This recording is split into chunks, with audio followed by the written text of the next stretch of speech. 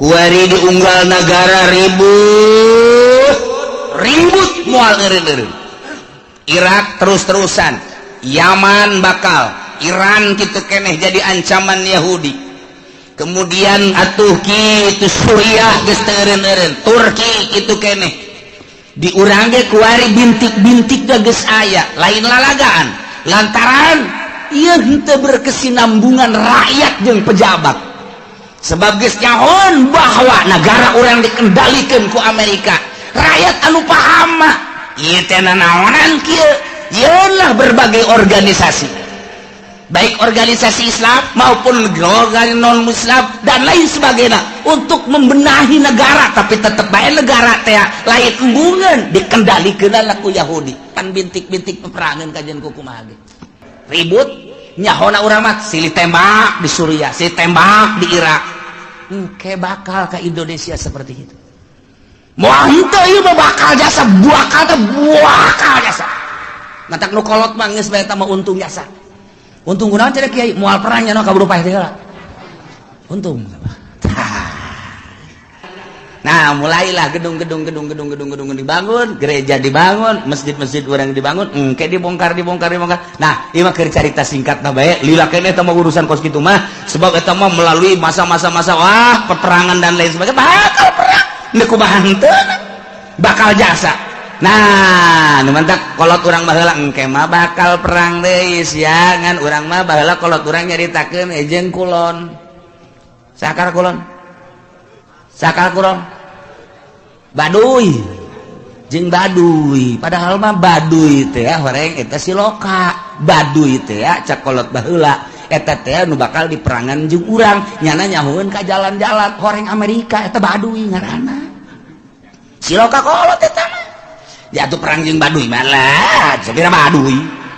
Nah tuh horenganan cak kolot baheula tong ke mah baduy. Terus kau nggak lembur nuluan jalan, orang dongeng munjing kolot kos gitu, engke bakal orang diperangan. Waduh, baduy usahawan orang Amerika. Kuari teh geus boga satelitnya, nah, orang lempang ka mana, ngising ka mana geus kanyahoan. Geus kanyahoan satelit Amerika teh, geus kieu bae nang, haye sia, jepeni dek mana lompat sia. Haye ditembak sia ku aing. Ah, ngan cak Amerika moal ditembak paeh ti heula ge. Satelit geus kieu bae. Hayo coba. Urang gambaran letikna boga urang internet deh hayang nyaho daerah anu trek pencet asal nyaho bae urang blokna pencet jaheueuh pencet jaheueuh pencet jaheueuh salah mencet waduh sempak sial sial salah mencet aya kiai nu salah mencet lain sial alhamdulillah kitab anyar cenah ieu mah. Aduh, Masya Allah. Aya dinya merekna Kiai Haji Google. Waduh, bener. Masya Allah. Di akhir jawan, geus rek kumaha coba ya lalakonna. Nah, engke begitu muncul panon poe ti kulon, kakara kabeh maca syahadat neangan masjid. Masjid geus eueuh, lantaran ciri masjid teh aya kubahan aya menarahan jeung aya tihangan. Kuari masjid geus teu make tihang, geus mulai kan kuari ge masjid teu make tihang. Masjid mah make tihang minimal 4. Di akhir zaman bakal aya 10 tanda kiamat. Hiji dajjal, 2 dabah, 3 khasapun bil masyriq, gempa di wetan, khasapun bil maghrib, gempa di kulon, khasapun bi jaziratin, di jaziratil Arab. Ini jelas pak gempa di berbagai benua Asia, benua Eropa, benua Afrika, benua itu Amerika, gempa di mana-mana bakal terjadi. Eta tanda geus tereh deukeut ka kiamat. Ditambah deui jeung dukon aya haseup unggal nagara engke bakalna. Ngan haseup tersebut teh poang gede-gede nama engke di timur tengah. Bakal aya haseup kadeuleu ku kabehan geus teu bisa ditahan tama haseup. Unggal nagara ge aya haseup, ngan haseup eta mah poharan dukon eta mah. Datang ke poe sadunya poe ku haseup eta. Ieu tanda geus tereh datang ka kiamat. Tambah deui nomor ka-7 tulusan min magribiha. Muncul panon poe ti kulon. Tambah deui Ya'juj wa Ma'juj ke-8. Ke-9 turun Kangjeng Nabi Isa alaihis nomor ka-10 bakal aya narun takhruju min adan tasukun nas ilal mahsyar sunu ieu mah bakal ti adan. Wah luar biasa kuari mah kakarak ge seuneu fon doang fon teh naon kira hartina tuh siapanya hobay kan ya osok neuleuh meureun ieu dibawa di negara ka negara terus aya nu nasional aya nu internasional diiring ku kabehan wah dipuji-puji eta teh buatan Yahudi jeung Nasrani ngalambangkeun bahwa seuneu teh sesembahannya baheulana nu kuari diagung-agung dunia nyaho kabeh engke mah bakal aya seuneu sadunya kadeuleu ku abehan lain diiring-iring bahkan ieu mah bakalna seuneu teh ngiringkeun jelema ka mana bae ditutur-tutur geus dibalikeun ku Gusti Allah. Masya Allah kan.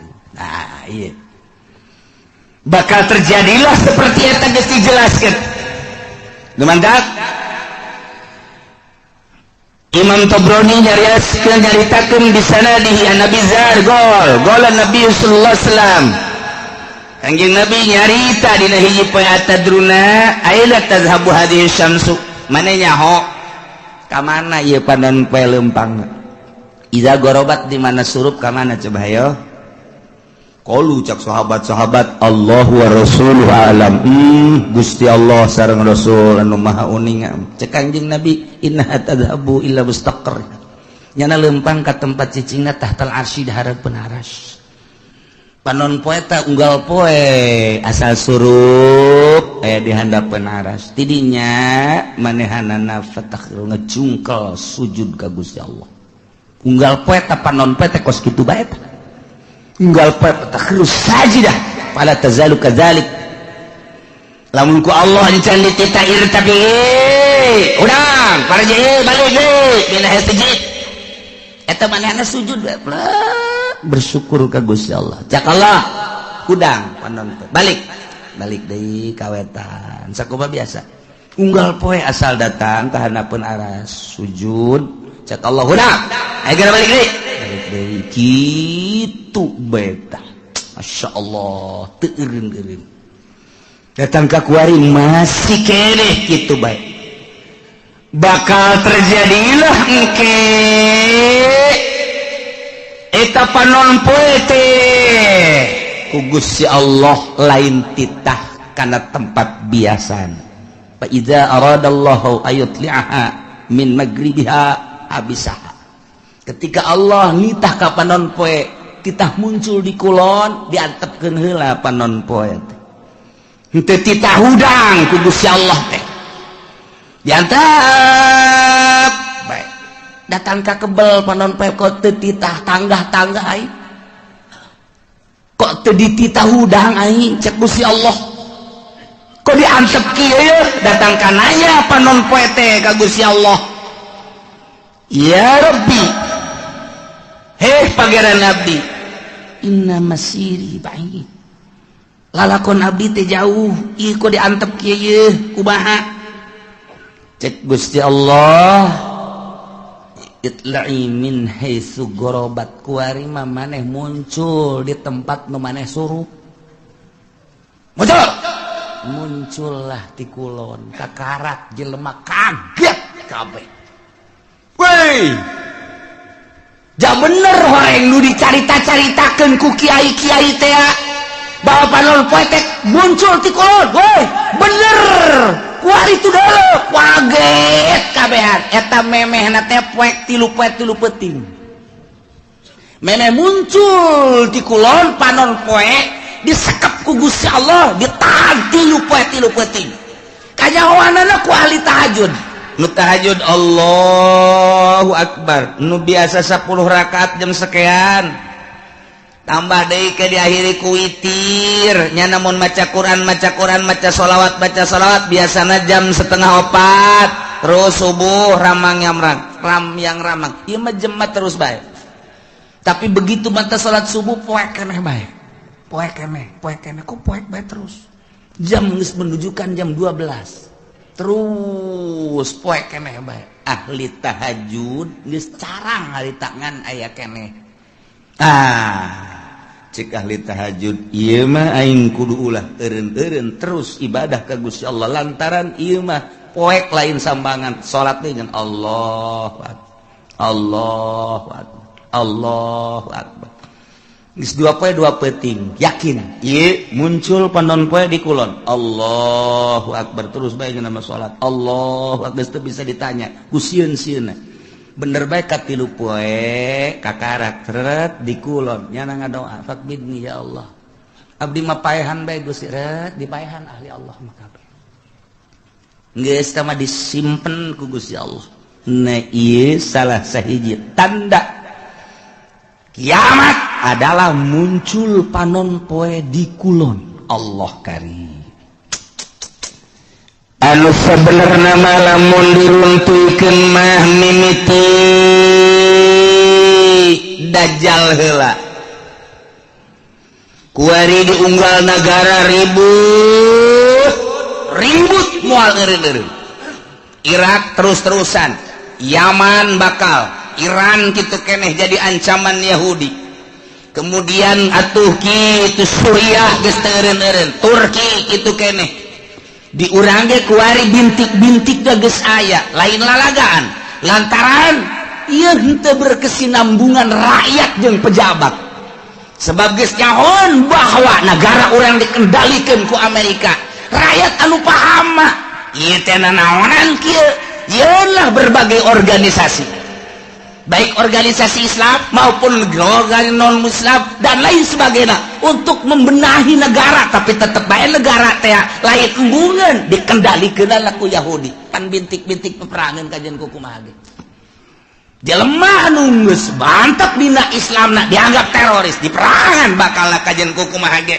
pokoknya jala biang terorisna terus teureun organisasi Muhammadiyah jeung NU teu nyaman teu harmonis tambah deui ku HTI teu nyaman teu harmonis tambah deui ku Hurut teu nyaman teu harmonis tambah deui ku FPI teu nyaman teu harmonis padahal mah ngomongna mah kabeh demi kemaslahatan umat matak naon atuh nyana duduk bersama benerkeun ta pamarentah tapi kan teu bisa lantaran dikendalikeun ku Emrik mah bisa geus kajian kumaha ge ieu mah geus lalakon kos kieu bajak kuari ge presidenna teh geus nyaho aya teh dipilih kualitas pemilihan geus aya si eta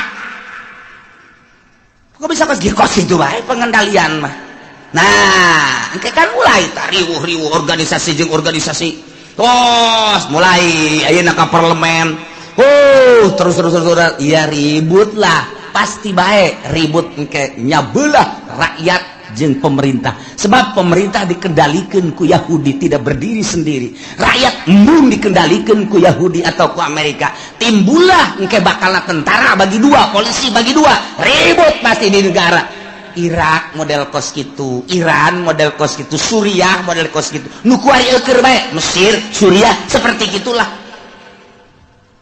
ieu wayang Amerikana teh disetujuan ieu teh ku rakyat teh hayang nyieun sorangan nu mandiri kemudian geus aya di dieu boga lalakon ieu Amerika ieu jelema ribut lah rakyat bagi dua polisi bagi dua abri bagi dua Mesir model kos kitu Suriah model kos kitu ieu kuari pemilihan di Irak teh lantaran ieu teh buatan Amerika rakyat embung bom sing jelebur Suriah gitu kene iya kami mah yang iya isulah ke orang kieulah sementara isu nu datang ke orang informasinya geus teu murni sulit lantaran Gus Dur lagi eueuh nu sok mere informasi murni kuari dikendalikeun ku batur hanya 25% nu datang ke orang informasi teu baber hese nyarita urang ribut nyahona urang mah silih tembak di Suriah silih tembak di Irak engke bakal ke Indonesia seperti itu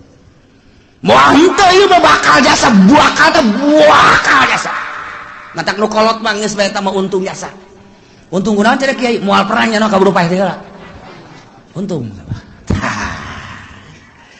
can bogo itu bakal henteu bisa henteu bakal jin kuku mah jasa sebab naon sebab kabehan ge di luhur teh geus teu bisa dibenerkeun teu bisa dibenerkeun baheula teh nyieun negara demokrasi di negara urang oh masalah geus padahal mah kiai nu nyieunna kan 90% muslim eta mangan 1% teh eta mah Kristen di urang teh bilung ekor hasil perjuangan anak oh masalah geus demokrasi tetapi untuk keputusan hukum dijieun lah mui atuh ku ari muin age pandeg dirantai Nih kumaha eta teh jang naon jang supaya hukum Islam teh ngeunaheun disteril ku mui geus ditosran lah ku mui urang damai hirup teh ketika aya hukum Islam geus aya perwakilan urang melalui bahsul masail angsongkeun ka mui jadilah engke keputusan mui kan ngeunah ku ari muina dikendalikeun ku si itu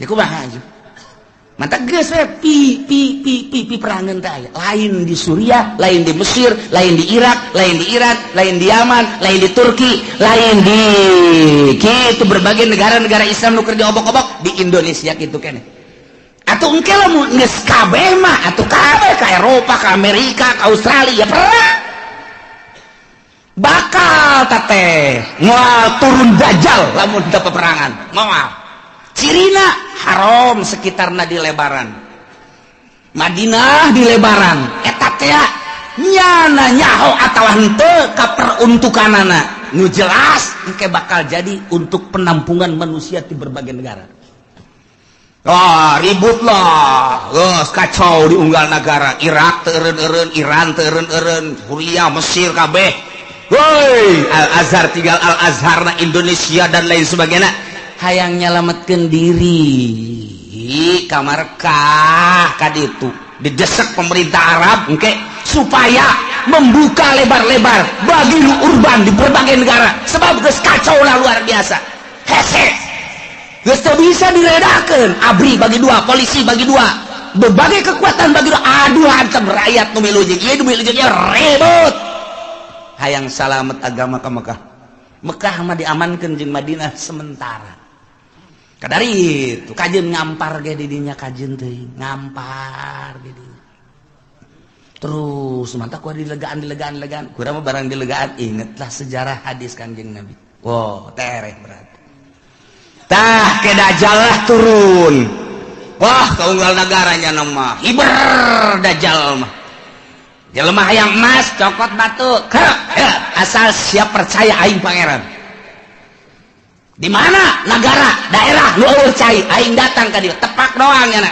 timbul wah cai culcer asal sia mangelanan ka aing pangeran ayo jelema iman geus ipis sementara kiai anu balalager nu balener geus ka Mekah di dieu geus eueuh nu ngelola di unggar nagara kabeh tinggal sumuhun dauh jeung sumuhun dauh boro-boro engke ku dajal kakara kudukun kebul bae ku ari geus sumuhun dauh ku kebul ku dukun bae geus sumuhun engke mah komo ku dajal jelema dipaehan hirupan deui pangeran aing kos kitulah dajal dahsyat jasan nu mantap urang dibere doana ku Gusti Allah minta salamet tina al-masihid dajjal lantaran wah jelema gelo kabeh iman ka dajjal teh pangeran jelema hubu dunia hayang dunia naon bae dicekel jadi dunia hayang emas jadi emas hayang duit jadi duit hayang motor jadi motor ku ari mah ngridit engke mah hayang naon sia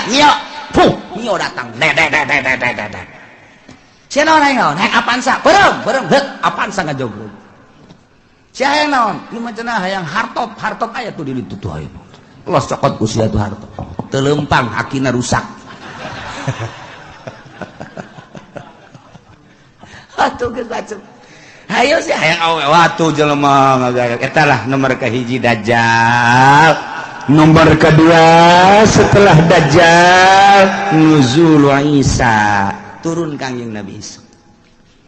turun Kanjeng Nabi Isa ngan aya anu nyaritakeun memeh Dajjal ieu adalah Imam Mahdi heula.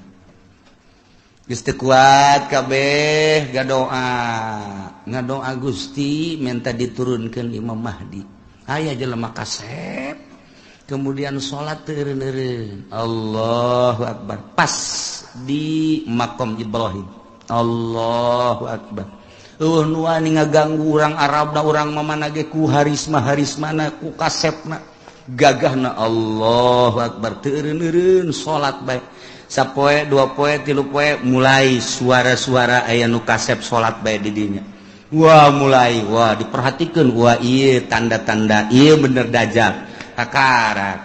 Begitu mana salam dicekel, ditanya manis lu, teu daek ngajawab. Sangaran teu daek ngajawab. Kabeh nyebutkeun ente Dajjal, ente Mahdi. Teu daek. Kakarak make subuh. Wallah ente Mahdi. Kakarak. Wah ditangkeu, perjuangkan.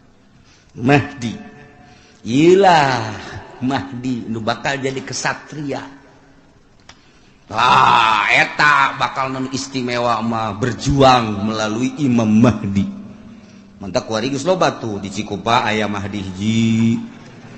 Tapi tukang main gapleh teh mah di Bojong Mahdi hiji. Teman niruan sendal bae deui. Si Mahdi macam-macam Mahdi. Terus Dajjal eleh ku Dajjal maka segeralah nuzulu Isa turun kangjeng Nabi Isa alaihis salam. Dibantulah kangjeng Nabi Isa kusaha ku ashabul kahfi nu ayeuna di Yordania nu kamari kuring sadayana zarah ka ditu.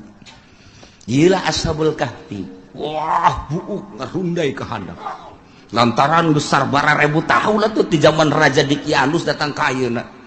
Kuku para ranjangnya halis muna panjang nuantak besi aya di mana bae nubukna panjang. Wah iya ashabul kahfi kajian kuku mah ge sing hade ulah dibaturan sing hade juri ge mah ieu turun ti Gunung Karang masalah ini. Wah guara raga muksal bina tamlikho zunwanus martunus saribunus palyastatiunus ngirta ieu tentara-tentara Allah anu bakal bareng jeung kangjeng Nabi Isa alaihis Dajjal diudang ku kangjeng Nabi Isa. Umpat ka mana? Dia udang terus. Elehlah ku kangjeng Nabi Isa. Kangjeng Nabi Isa dakwah dirinya. Masya Allah istimewa jasa. Terus kangjeng Nabi Isa dakwah. Saha nu nyaritakeun bahwa kula pangeran batil. Bohong, goblok cak kangjeng Nabi Isa. Kula mah sakadar utusan Allah. Mata kurang lamun nyaritakeun kos kitu teh jelas kurang kuari pangeranan. Mantak pada tahun 300 sekian musyawarah konsili disebutna mun baheula konsili mun di urang mah muktamar para penggede. Begitu muktamar ngajelaskeun ieu teh untuk memutuskan apa Isa itu adalah Tuhan. Jadi dituhankeunana teh ku uskup-uskup eta teh hasil konsili. Jadi berarti hasil musyawarah. Jadi ngenuhankeun pangeran ngamangerankeun ka kangjeng Nabi Isa teh adalah pada tahun 360 sekian ta eta teh meunang hasil muktamar. Jadi masyarakat supaya nyaho bahwa pangeran teh Isa hasil muktamar disebutna konsili keblon. Aya pangeran urang pangerankeun ju. Ayo geus urang pangeran mantap aya sababaraha muktamar anu hadir di dinya henteu milu ngamangerankeun ka Isa dibunuh pan. Dibunuh harita tetap Isa pangeran. Jadilah datang ka kuari Tritunggal. Engke kangjeng Nabi Isa marah. Saha nu ngajadikeun aing pangeran? Aing mah rasul. Anu kuari ngajalankeun syariat Muhammad. Aku aya da jeung kangjeng Nabi urang. Wai, malah kawin kangjeng Nabi Isa pan baheula teu kawin, da ieu kuari mah kawin ke bakalna turun ka dunia, nyana dakwah terus. Jelema istimewa kabeh iman nyana kawin ngan teu lila kangjeng Nabi Isa diangkat deh maot kangjeng Nabi Isa mulai kacau deui ya ngan nu baragus geus mulai ku Gusti Allah langsung aya angin seger asal ngambe angin eta pae asal ngambe angin eta maot nu ibadah ka Allah maraot maot. Ya Allah ya Rabbi tinggal Cameron bakukul geus luar biasa bakukul deui Belah tidinya turunlah Ya'juj wa Ma'juj. Urang lamun nyarita dina Al-Qur'an aya Ya'juj wa Ma'juj anu dibendung ku kitu Zulkarnain. Urang mun maca surat Kahfi aya. Ke dihareup bakal dongeng Ya'juj wa Ma'juj nu Kangjeng Nabi waktu Kangjeng Nabi tas Isra ningali bendungan imam kitu raja tersebut ieu geus sagede kieu tah. Sedangkan iya de kaluar geus sagede kieu cak Kangjeng Nabi engke bakal gede di akhir zaman bakal kalaluar di bada kalaluar Ya'juj wa Ma'juj terus bae ngadaharan naon aya bae manusia di dahar hewan di dahar suagua rupa di dahar wah Ya'juj wa Ma'juj mah ieu mah tangkal kayu sok bala di daharan bae ieu datang anu pohara geus mantak baheula ku Zulkarnain di bendung ge raja sadunya jar Zulkarnain dipuat dina Al-Qur'anul Karim ngan eta bendungan Raja Zulkarnain teh ya nu kuari di laut mana nah ini ditelusuri ke berbagai ilmuwan dunia seluruh benua Asia, Afrika, Amerika, Eropa, Australia ya urang teangan coba bendungan Zulkarnain teh di mana ieu sebab Ashabul Kahfi kanyahoan Kangjeng Nabi Syuaib kanyahoan dan lain-lain sebagainya kanyahoan urut Kangjeng Nabi Elut kamari laut mati aya kanyahoan kabeh aya ieu teh di dunia nu aya dina sejarah nu di Quran teh aya kabeh kemudian piramid aya Firaun aya dan lain sebagainya aya ieu bendungan Zulkarnain ieulah anu encan kapanggih datang ka perdetik ieu nah tapi geus mulai kuari kanyahoan geus mulai berbarengan jeung kanyahoanana kapal Kangjeng Nabi Nuh teh kuari teh aya kene kapalna aya kene kapalna mesin deuk urang kada itu hayu di mana cenah Kiai lah sia mah diajak ka Banten ge hararese komo ka ditu atuh di Gunung Arad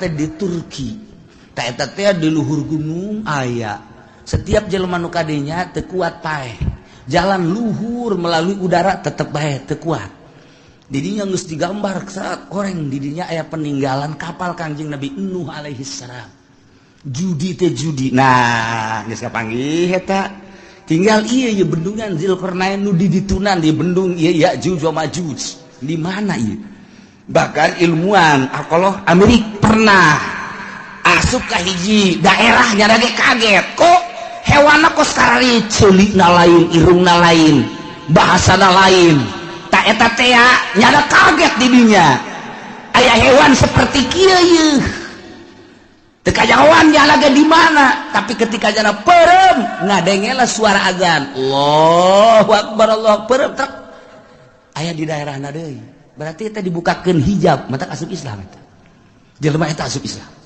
loba jasa di Amerika anu menemukan di Inggris, di Belanda, kemudian asup Islam. Loba, ieu keur carita hayang mengetahui tentang bendungan Zulkarnain. Geus kapanggih aya sababaraha menemukan buah ieu cuman buah doang. Ketika aya seseorang anu menemukan hewan seperti itu apa ieu Ya'juj wa Ma'juj teh. Maka manehanna ngadenge suara azan. Kemudian bentak geus lain di dinya deui. Tah eta teh negara-negara kos kitu teh loba urang ge.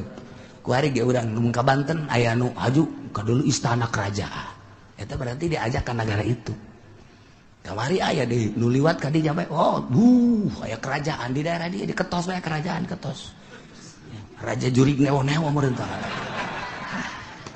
jawab ieu da ieu urang kan kuari ieu teh kuari urang teh aya 3 dimensi urang cicing di dieu urang dimensi zahir kuari zahir kadeuleu ieu lamun urang dibukakeun hijab trek dimensi alam jin lamun waliullah dimensi alam hakikat bakal kanyawan hakikat jadi ieu teh sababaraha dimensi urang mah lantaran urang mah sapira urang atuh nu kadeuleu ieu deui kapanggih ieu deui mun mingguan ka dieu jeung tukang uduk deui eta dimensi urang mah da ieu ke baca bakalna Ya'juj wa Ma'juj nah idinya kakarak summa khurujud dabbah jadi eta bakal Ya'juj wa Ma'juj engke ku Gusti Allah dihujanan blek hujan banjir pararaeh lah Ya'juj wa Ma'juj tinggal manusia-manusia anu nyilib araraya loba keneh di dunia teh dabah teh ya hewan eta nya nama letikan ti himar hampir sarua jeung himar begal celina rancung biasa ngan nya nama mau patlot mau pulpen leungeunna nulisan jelema tarang ditulisan mukmin kafir geus teu bisa kukumaha nu katulis kafir wae terus sadunya mukmin kafir dabah eta mah terus nulisan eta masyaallah ieu lalakon lain lalagaan ge pohara jasa bakal katulis nah nu geus aya tulisan mukmin tidinya langsung teu kebel mau ngeunah geus tinggal nu kafir siapa kafir sia kafir sia ge deuh tarang sia ya sia kafir sia ge atuh kafir kabeh tah tidinya mah geus kafir engke mah bakalna awewe loba jasa lalaki kurang tak engke bakal lalaki diudag-udag ku awewe datang kelai katangkal kalapa kiih-kiihna ge dilamotan ku awewe ku eueuhna lalaki lamun hayang mahmur engke tah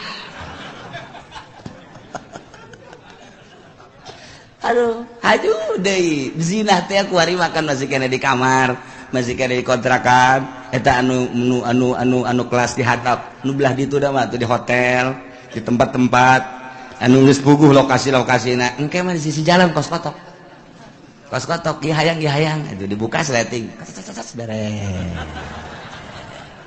geus eta geus hayang beres percis kos kotok bae geus beres ngan digabungkeun ku Gusti Allah gabung geus moal aya nu anakan moal aya nu anakan geus we dibere gabung bae lantaran dikiamatkeun kan moal aya budak leutik nah aya hiji dua saeutik hiji dua paling meureun sadasa hiji nu reuneuh teh ya geus hese ngandur gabung bae geus teu araranakan ngomongna jelema ku geus lemah-lemahna iman ketika aya nu zina ieu jelema jana zina didinya ngan ngomong kieu atuh hayang mulai didinya belah ditu kayak ngan ngomong gitu doang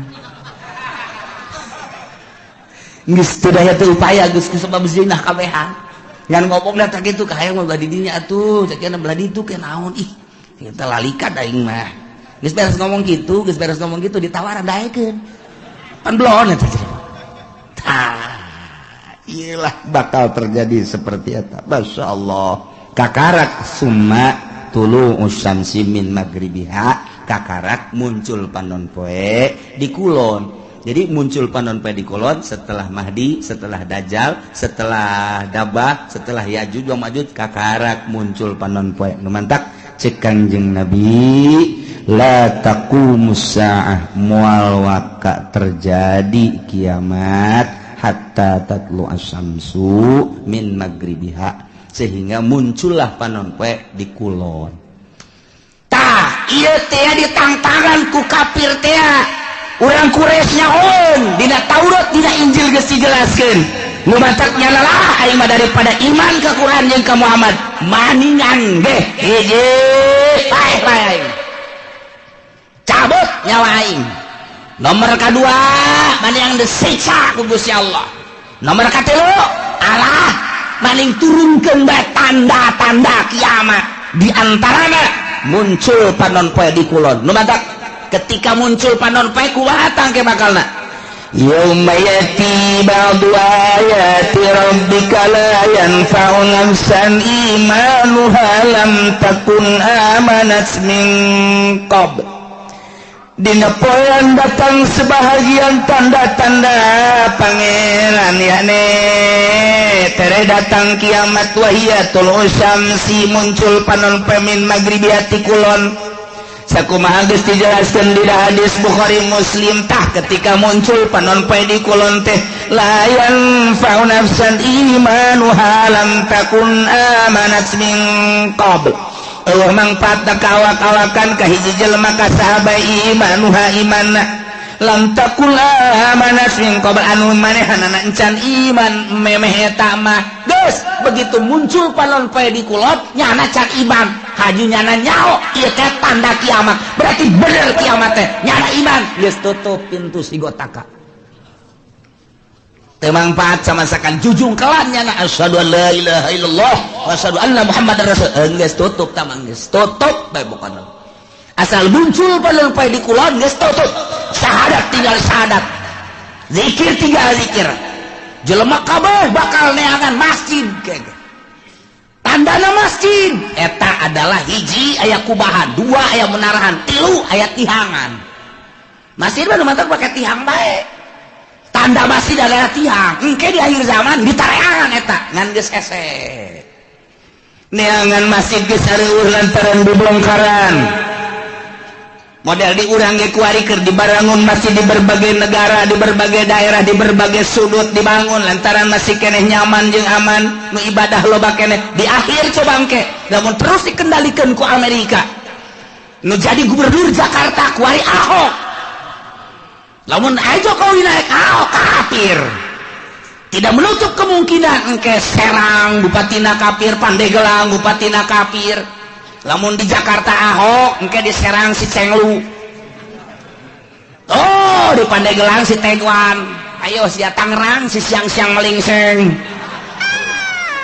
guys ono beres kabeh ayo sia mangkaning deui bae tuh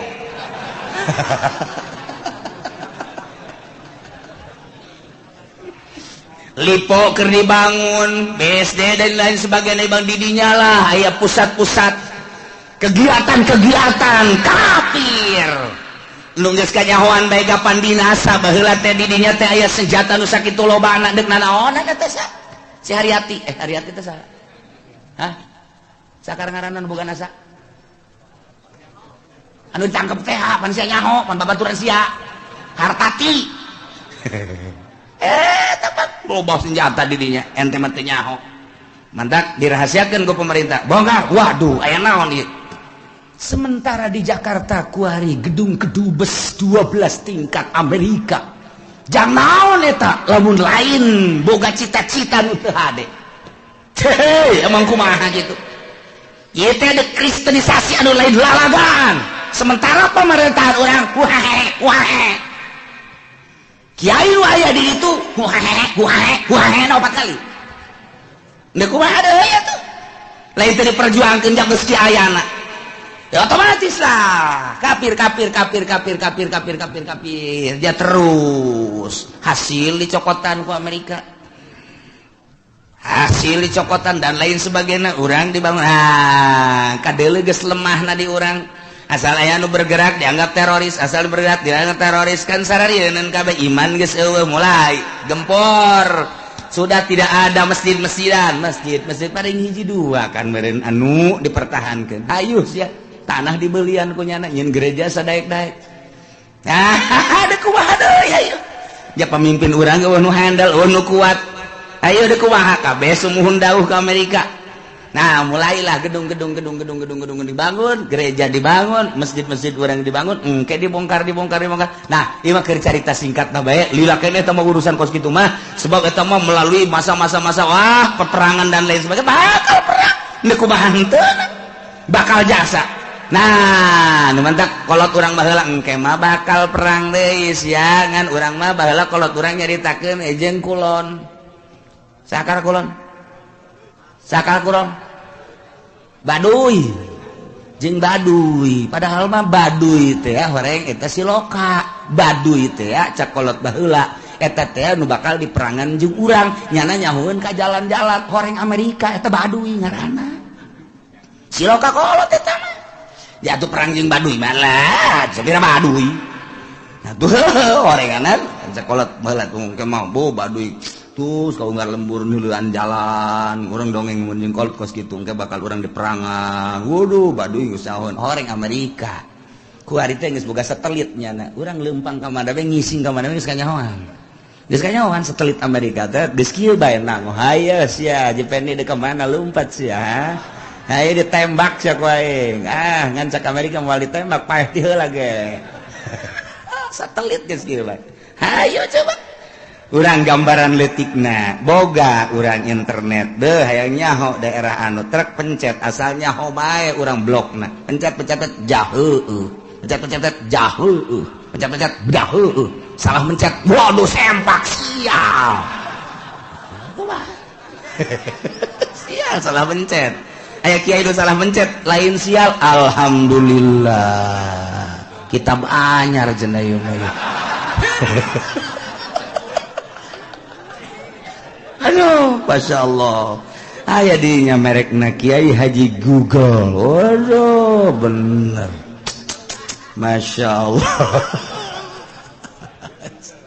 di akhir jawan geus rek kumaha coba ya lalakonna nah engke begitu muncul panon poe ti kulon kakara kabeh maca syahadat neangan masjid geus eueuh lantaran ciri masjid teh aya kubahan aya menarahan jeung aya tihangan kuari masjid geus teu make tihang geus mulai kan kuari ge masjid teu make tihang masjid mah make tihang minimal 4 kuari geus teu make tihang geus teu make wah cenah geus eta bakan aula nu ka situ mah abe fungsina babari cenah main badminton bisa didinya main bola bisa, didinya main takraw bisa, kemudian main gitu tenis meja bisa, dan lain sebagainya bisa. Tak jadi berarti fungsinya geus lain multifungsi deh, mas 10 fungsi.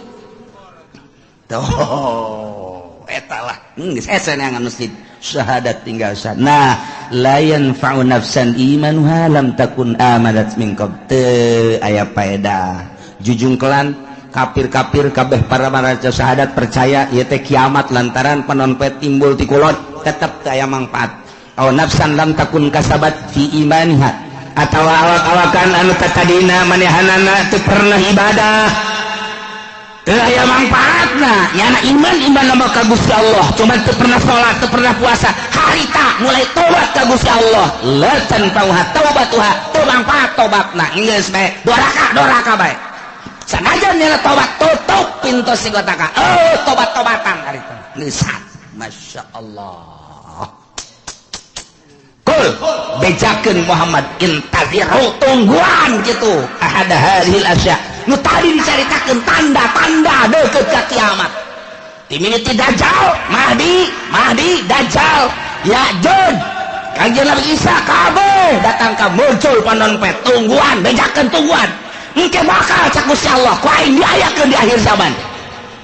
bejakeun tuan aya hayang kau situ terek iman ka anjeun terek iman ka Al-Qur'an tungguan kege bakal imam muntazirun tuan bakal kapanggih kege masya Allah diawali engke kuloba perjudian permabokan jeung perzinahan engke mah hese neangan parawan nu asli teh hese kabeh mun geus kaun deuk dikawin teh nyana bebeja geus pernah zina hese geus kabeh waduh luar biasa urang mun nyaritakeun perzinahan kuari ulah kudu di Amerika di Inggris di Belanda di Perancis di Jerman ulah negara kafir geus jelas di urang kuari siswa sekolah Bandung Surabaya hese nyaritakeunana dikontrakan jauh ti indung bapa cacak aya di hareupeun indung bapana nu ditalingakeun si hadasya reuneuh bae komo jauh ti indung bapana iman kurang duit kurang deui jang malayarkeun kontrakan atuh pandang karak kumaha deui kenapa pandang karak atuh ieu saya yang penting ada yang bayarin kontrakan sekian teh enggak bagus gitu kececes beres eta ya kececesan segala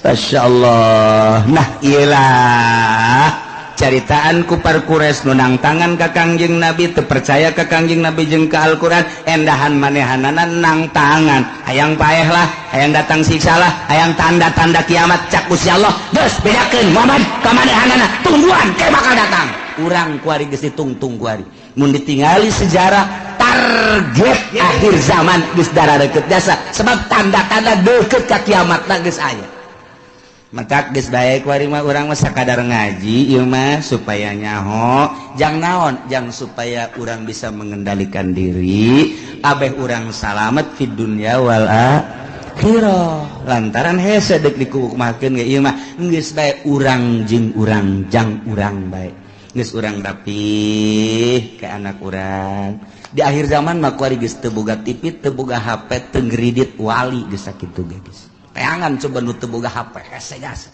Aya cenah kula teu boga kiai. Benar sia? Leungit can meuli deui. Lawan banda mah. Henteu timbul ti nurani. Atuh kiai bae boga HP da 3 kiai. Nu hiji diceuli, nu hiji diceuli, nu hiji diirung. Lawan banda kiai. Atuh komo pedagang atuh. Masyaallah. Eta mah terserah ieu mah keur nyaritakeun karusakan nu warokna mana na ieu lah urang ngaji supaya nyaho horenganan karusakan teh geus darareket jasa urang salametkeun diri urang eueuh nu leuwih karunya ka diri urang iwal ti diri urang salametkeun diri urang pamajikan urang anak urang luruskeun menuju Allah Subhanahu wa ta'ala. Masih keneh nyaritakeun tentang karakter-karakter Yahudi di zaman Kanjeng Nabi Muhammad sallallahu alaihi wasallam.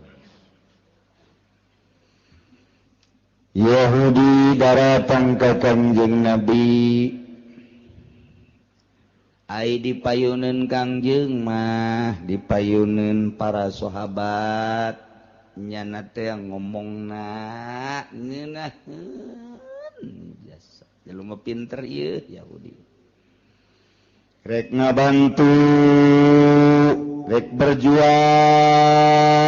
jang ngomongna ge kami mah iman tumanya kami nu ngarti ka Taurat teu iman ngeunaheun ngomongna tapi di mana-mana geus kaluar mah nyana teh ngajebiah inkar bahkan nyana ngamusuhan ka Kangjeng beserta para sahabat di samping ngamusuhan deui nyana membangun kekuatan untuk meruntuhkan Kangjeng Nabi bahkan siap tempur perang merangan Kangjeng Nabi Muhammad.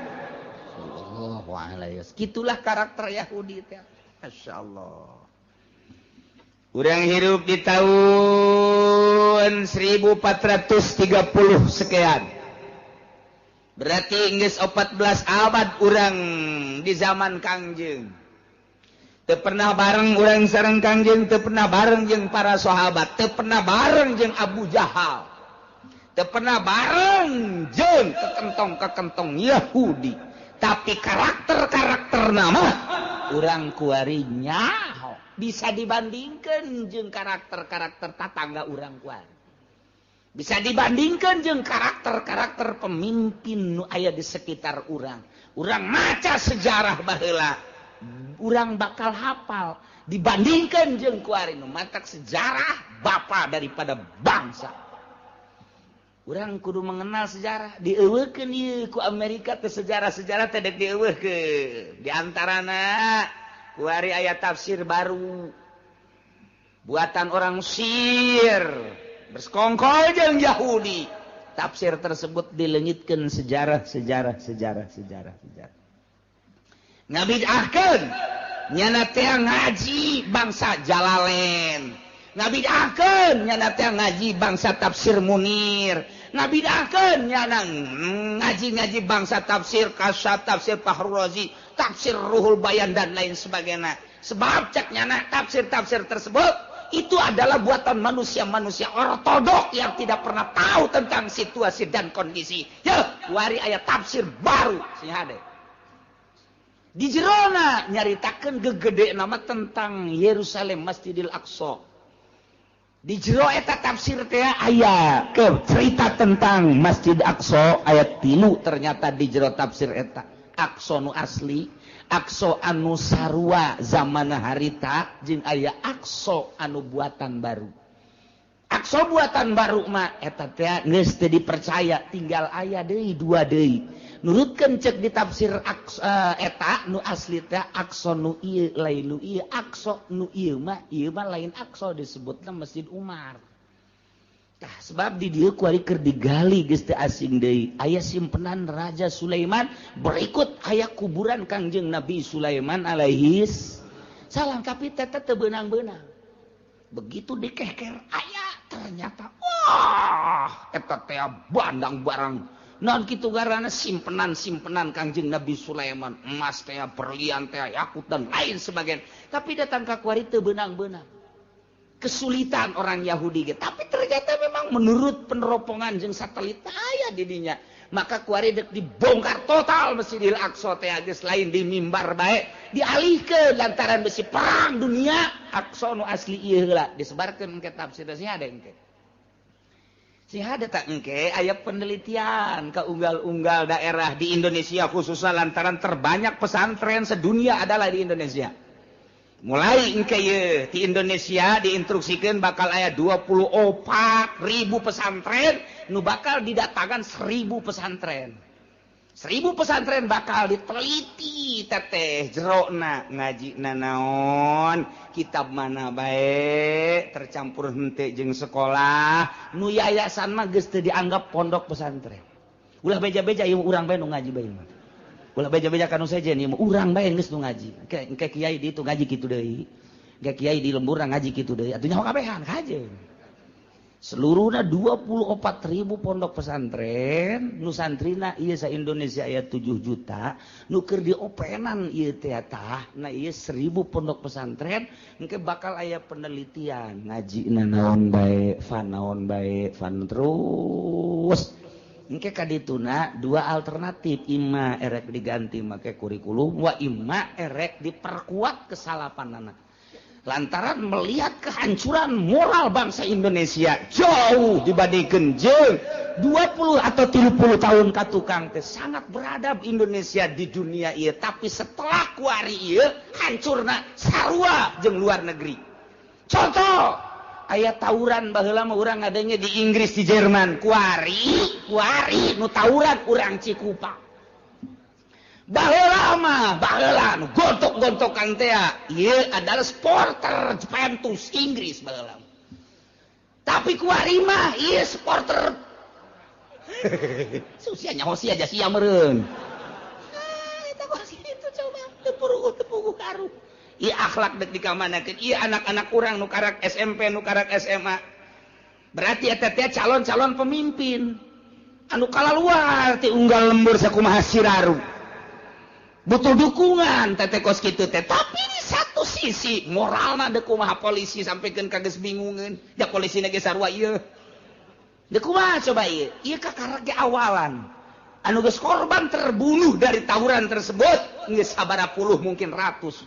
Ieu kakarage sabaraha tahun tumbuh model kos kitu. Encan 10 tahun ke depan bakal kumaha? Melihat dari sudut eta ulama kuari keur mempersiapkan ke depan bagaimana. Setelah diteliti satu-satuna hanya pondok pesantren nu bisa ngedidik akhlakul karimah. Nah, engke ieu bakal diteliti, ulah kaget. Ya, para kiai tenang bae, mun ditanya, ieu kumaha naon bae kitabna bejakeun. Hatul muin. Naon deui? Riya, naon deui? Takrib, naon deui? Sapina. Anu peruk besar naon? Sapina. Kajeun geus pokona mah. Mun ditanya engke kadituna, siap kan teh ieu teh disejajarkan dengan formal? Tidak siap. Dek disejajarkan jeung SMA, jadi urang teh boga ijazah. Engke ijazah pondok pesantren teh bisa pake asup ka cinglung. Ka egel. Atau kemana bae. Nah iya, kompak kabeh utuh ulama nu 1000 teh ya. Engke sabaraha persen nya teh ieu suarana. Lamun 60% siap untuk disejajarkan, jadi berarti pakai kurikulum.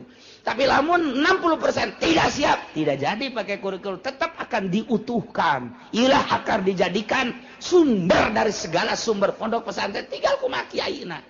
Lamun kiaina kuari bisa disogok, kiai bangpak sama bos gitu. Kita kiai bae atuh disogok atuh kumaha hansip. Sudah ceritakan cak hansip pula mah teh. Ieu kiaina bae. Dek milih bae, dek milih make nungguan saha nu mere duitnya tolol. Heuh teh pas sagede kiai eta sagede kiai.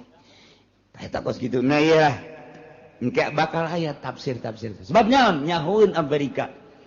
Kekuatan di Irak adalah ieu orang-orang anu selalu naon kitu ngaranna memperkuat tafsir-tafsir, sejarah-sejarah. Sedangkan sejarah adalah bapa daripada bangsa. Geus dipiceun teh ka sungai Tigris baheula teh ku orang Yahudi.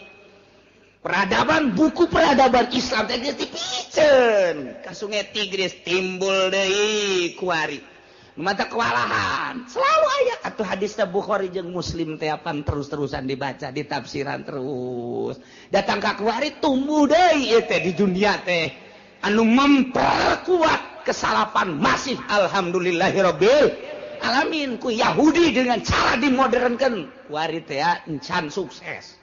Mantak eta mah bakalna moal tamanu kos kitu mah bangsa yayasan-yayasan moal didatangan ieu mah pondok pesantren salaf 1000 jumlahna bakal didatangan diteliti engkena teh nah ieu tinggal suara terbanyakna mempertahankan salaf apa mempertahankan modern engke bakalna aya tah hasilna nah mantak cikula ge bejaan ka kiai-kiai mun ditanya siap apa tidak disetarakan dengan formal tidak siap.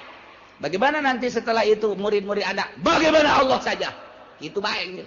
Tapi kan kita harus menciptakan anu kumaha sia bae.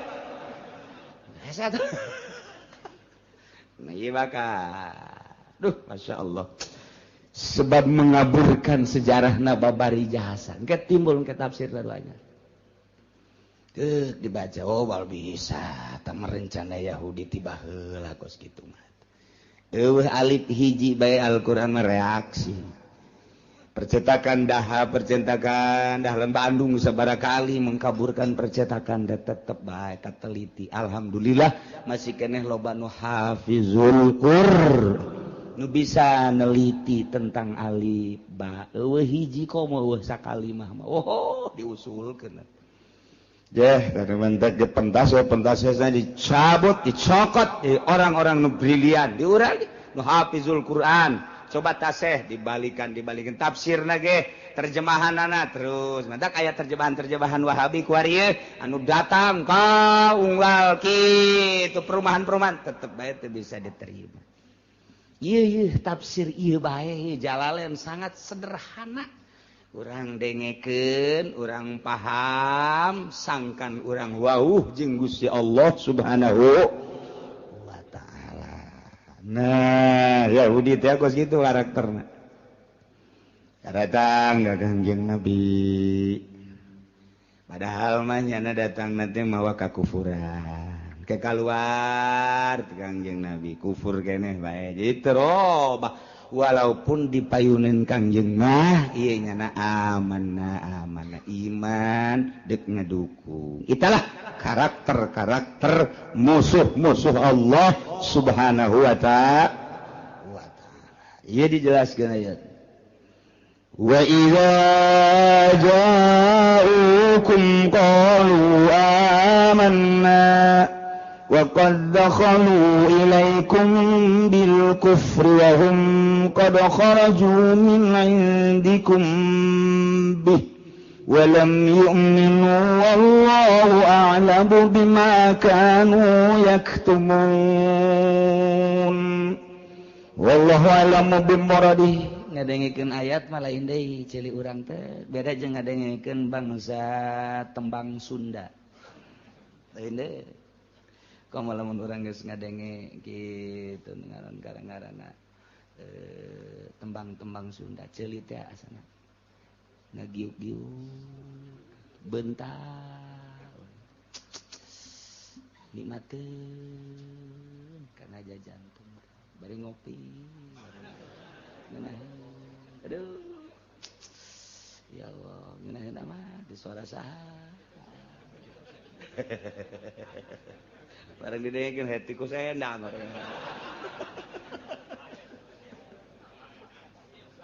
aduh Gusti Allah geus jadi santri Cilongok wari heti ku barang der bae ngadenge Al-Qur'an lain deui asa di badugan bae hulu dak diduk komo nu di juru mah juru kabadug Qur'an ngaranna entak lamun aya nu nundutan berarti eta nyana keur kabadug Al-Qur'an sial cenah pugu aing nundutan sial emang sial sia wa idza ja'ukum di mana-mana datang munafikul yahud karanjeun Kanjeng Muhammad kepada sahabat ngarariung nanyakeun berbagai permasalahan kumahanya na ngomongna qulu cak Yahudi amanna kami ngimankeun ka Anjeun Muhammad dipayuneun para sahabat atuh kami tepan macaan Taurat dina kitab Taurat tepan aya keterangan-keterangan nabi akhir zaman ieu Muhammad teh memeh maraneh geus kami leuwih ti heula nginaheun biasa ngomong tinggal di bejaan bae besi dek berjuang melalui naon bejaan kami dek dukung andai kata kudu perang kami ti heula sebab kami nu leuwih nyaho kalem amanna kami geus ngimankeun leuwih ti heula ka Muhammad teh Menek Muhammad aya, ku kami geus dibaca-baca keteranganana. Ku ari geus aya, manya kudu mundur kami. Eta Yahudi teh kos kitu. Masyaallah, ngeunaheun kadengena. Wa qad dakhalu ilaikum bil kufri. Nyana asup ka maraneh kabeh mutalabbisina bil kufri mawa kakufuran. Wa hum qad kharaju min indikum mutalabbisina bihi. Bari nyana kaluarga tetep bae mawa kakufuran. Berarti asupna kufur, keluarga kufur, tapi ucapanana ketika asup berhadapan jeung Kanjeng, berhadapan jeung para sahabat ngomongna aman. Nah. Berarti omonganana ieu di hareup mah kitu ditukangkeun mah lain omongan nu buang kawarah teh kos kitu. Kos urang musyawarah masjid di lembur. Begitu tek leungieun masjid. Oh, siap. Emang di Arab ngabangun masjid teh deuk ilaha. Geus pokona mah aing nu di hareup eta ngomongna mah ngejeger-jeger kana ceuli panitia. Dek. Begitu berangkat. Saminggu ditungguan eueuh. 2 minggu eueuh, sabulan eueuh bahkan ngaco di tukang mah. Alah, budak ngabangun masjid teuing. Sakieu keur darurat da urang dahar hese ngabangun masjid. Toloh tong panitia goblok tong panitia. Geus budak, sok ditaluturkeun. Tah, ai ka panglima. Kamari teu bisa hadir. Engke make beung musyawarah deui mah hadir geus gula teu lah geus diajakan geus kabeh. Tah di hareupeun mah masyaallah luar biasa. Wah, hebat jasa. Tapi lamun ditukangan darurat kieu nya, ngeun masjid. Belum habak masih geus kitu. Eta kos kitu teh karakter Yahudi. Di lembur Cikupa aya keneh alhamdulillahirabbil. Bukan lembur aya keneh. Masyaallah karim. Teh suwung-suwung kitu jeung kitu bae. Datang ka kiamah terus bae anu negakeun Al-Qur'anul Karim moal eueuh la yazalu taifatun. Moal eureun segolongan zahirina alal haq terus bae. Kajen teuing situasi jeung kondisi rupak luar biasa. Baheula zaman obor kuari zaman listrik, baheula zaman surat kuari zaman SMS tetep bae nu thaifatun zahirina alal haq moal suwung-suwung. Di luar negeri, di dalam negeri, di negara Islam, di negara kafir tetep bae janji Allah melalui hadis tu diucapkeun ku Kangjeng Nabi tetep bae moal eureun thaifatun zahirina alal haq bakal aya bae saurang bae mah. Di hiji nagara bakal aya bae. Di negara mana bae bakal aya bae. Atuh tangtu bae musuhna bae bakal aya bae. Turunan Abu Jahal ternyata aya nengtet di Cikupa. Eta tah nengtet. Nengtet teh jeung nongtot kakadi. Nengtet mah leuwih leutik dibatan nongtot. Kos betik jeung betok. Betik teh leutik libatan betok. Padahal eta keneh. Tuh kos kitu. Nah itu terus bae. Maleun bahkan kadugalan beki akhir zaman beki tumbuh pesat. Nu zahirina alal haq beki saeutik beki leutik beki saeutik beki tapi tetep aya. Eta teh janji la yazalu taifatun zahirina alal haq tetep bakal aya bae. Di saat batur teh breg ngilu kabawa cah ka ditu tetep bae bakal aya bae jelema nu teger nyaritakeun Al-Qur'anul Karim, nyaritakeun hadis Kangjeng Nabi tanpa pamrih. Eta mah geus janji bakal aya bae jang ngoboran masyarakat. Eta mah geus nyaho mah sabodo, dibejakeun haram ya haram. Atuh terus bae eueuh masalah tah mah. Emang meureun bakal dijadikeun suluh neraka ieu tah mah. Masalah. Dijadikeun suluh doang dibulak-balik pake ngarerab. Eta mah geus sabodoh bae, ngan tetep bae bakal aya bae muncul bae. Dah muncul Gus Dur di Indonesia. Diakui atau tidak diakui, dunia telah mengakui. Lantaran yang ada bakal merubah negara yang tahu hanya orang-orang tertentu. Keambil ku Amerika. Gulingkeun.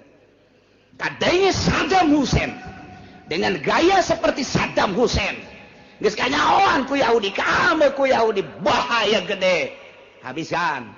Timbul deui Gaddafi. Keambil ku Yahudi teh. Kieu ieu mah karakterna teh. Zahirina lalak teh bermacam-macam kumaha situasi jeung kondisi jeung nagarana. Tak, di ulamana Said Maliki baheula di Mekah teh Yahudi geus ngomong bae, hancurkan Said Maliki, hancurkan. Tapi nu mampu yang maut dengan biasa bae. Osama bin Laden tetep bae menggemparkan dunia. Kajian kumaha ge informasina ulah aya nu bagus-bagus bakal muncul bae, percaya atau tidak, mengaku atau tidak, justru Yahudi ngalawan Osama bin Laden. Kos-kos gitu mah zahirina alal haq teh kos kitu tak per kabupaten, per provinsi, per negara bakal aya bae sekup nasional atau internasional. Zahirina alal haq teh aya bae. Sakedeung atawa kebelna lain urusan urang, urusan Allah. Ngan Allah teh kos kitu bae sejarahna tetep bae. Manusia teh supaya aya bae nyaho bae kana hukum teh tetep bae aya. Lantaran engke masih di sidang. Ketika persidangan akhir di mahsyar engke, maneh kunaon teu ngalawan kunaon milu ka Yahudi apa informasi aya cakabehan teh. Di tahun sabaraha maneh hirup? Tahun sekian. Saha zaman harita rajaan anu kiaina saha? Pernah maneh ngadege informasi? Pernah. Nurut apa henteu? Henteu, neraka sia. Jam persidangan. Si hirup tahun sabaraha? 2000 sekian. Zaman saha? SBY. Kiaina saha bae? UJ.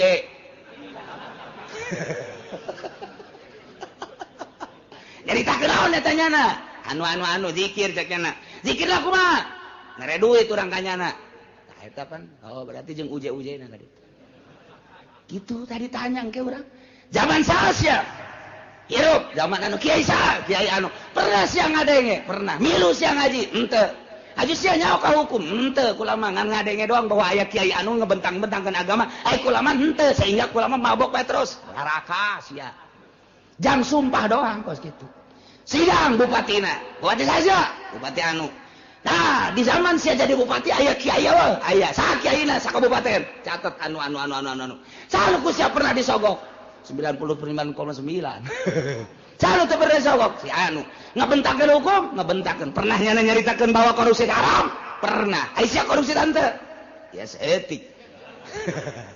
Berarti aya. Ngaji teu? Henteu pernah. Neraka. Tinggal gitu doang mah. Jang saksi doang ke dia umal kiamah. Aya bae zahirina alal haq murni. Jangan sumpah ke. Sia hirup di tahun sabaraha sekian. Aya kiaina aya. Nyaritakeun naon? Hukum. Nya osok ceramah, osok. Aju sia milu kadinya. Aju sia ngalakukan henteu kula manuturkeun we. Sorga sia. Ha. Aju sia kurang sabarema salat nangan milu doang. Heuh. Gua mah disadaun kompetkeun we jeung si Abdul Qadir sakieu teh. Aja sia ka ditu dahar gula ge. Pokona zikir dahar, mere sidetana henteu. Gula sia tuh mere kabeh nu tukang daharna. Ieu kula mah tukang daharna. Oh geus nu tukang daharna geus ka surga bae geus ka. Tadi kumaha jang saksi doang. Masyaallah zahirina alal haq teh kos kitu. Tetep aya bae. Anu teger per dunia, per kabupaten, per kecamatan, per desa aya bae sa desa. Sak RT ge aya bae RT. Tah eta teh jang saksi engke teh urang disidang saurang. Masyaallah. Nailah karakter Yahudi teh seperti itu asup ka Kanjeng Nabi nyarita amanna. Kaluar ti Kanjeng Nabi mah lain deui padahal asup jeung kaluarna tetep bae mawa kakufuran. Berarti aya anu terselimut di dalam hatina, aya anu tersimpen di dalam hatina, aya anu ditutupan ya di jero hatina. Bajar teh meureun teh nyahoan Gusti Allah, mendak diteruskeun ka dieuna. Walam yu'minu wallahu a'lam a'lamu bima kanu yaktumun. Padahalnya nama asup jeung keluarga tetep bete iman ka Kangjeng Nabi sama sekali. Berarti di jerona aya anu tersembunyi. Wallahu a'lamu, Gusti Allah maha uninya bima kanu kana rahasia, kana nifaq, kana munafik, nifaq nu aya nu tersimpen di jero hatena. Majar teh teu nyahoeun padahal Gusti Allah mah maha uninya kana kanipakan anu tersimpen di jero hatena. Urang ge kuari teh dipayuneun mah sumuhun di tasa tukang mah teu abeh urang ulah kanyahoan bisa bae ku jelema mah teu kanyahoan tapi ku Gusti Allah mah emang aya nu rahasia ja eueuh. Kanyahoan eueuh jang nyumput urang teh kanyahoan bae. Pangneangankeun hiji tempat nu teu kanyahoan ku Gusti Allah mun aya mah urang kadari itu dek maksiat urang di ditu ngeunaheun mabok zinah judi. Ja eta mah pulo eta mah teu kanyahoan ku Gusti Allah teu kadeuleuan. Mun aya pulo nu teu kadeuleuan ku Gusti Allah asana sameter 100 juta dibeli baik ndek keindahan di ditu teh abeh teu kanyahoan ku Gusti Allah. Tapi pan teu aya kabeh ge kanyahoan ku Gusti Allah la libagin min mafar. Tempat lumpat jang maksiat ka Gusti Allah. Jadi urang di mana bae atuh kanyahoan, urang di imah neuleut TV Allah menyahoeun we. Wah, sia kuno nonton TV bae kadeuleuan kok. Kanyahoan ku Allah urang susumputan dek nonton golek deh ya urang mah kiai ieu make kumis palsu make jenggot palsu deu ulah kanyahoan ku masyarakat ternyana teh sok ngaharam-haram sakorodong haju asup ka handapeun panggung aju di dinya nya ngaroko be lu telah cilik teu kanyahoan engke ngadengkeun dalang untung bae eta sindena teu kieu mun kieu nya kasih kakihan sinden. Bareng tanggah teh waduh dek lumpat bisi kanyahoan kiai teu lumpat cakena kajeun lah bil barokah. Tah eta teh teu kanyahoan we ku jelema mah bisa menghindar ti jelema mah tapi ti Gusti Allah moal bisa. Cak Gusti Allah sia menghindar ti makhluk ti sekitar sia hayang ulah kanyahoan majar teu meureun ca aing teu nyaho aing teh neuleukeun ka sia aing nyaho ka sia eueuh jang mabur. Yahudi nu dipayuneun Kangjeng Nabi kos kitu disatukangin mah henteu ieu teh Allah mah wallahu a'lamu bima kanu yaktumun apaleun Gusti Allah mah kanu disimpen di jero hate para Yahudi.